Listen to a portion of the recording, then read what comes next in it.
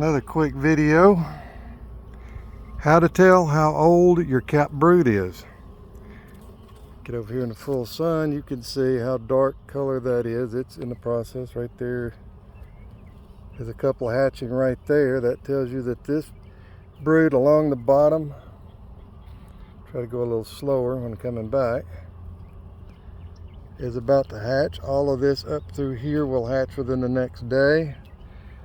Then you get up here to the top and you see the lighter color. That's about a week from hatching. Just a little quick tip. You can see down in there we got beautiful little white larvae. All that has already been laid back in eggs.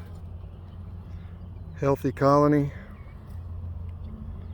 But that's the difference. This old dark brood is about to hatch, and as you get up into the lighter brood, it's not been walked on and trash carried across it as much, so it has a lighter color. That's your quick tip, how to tell the difference between old capped brood and young capped brood.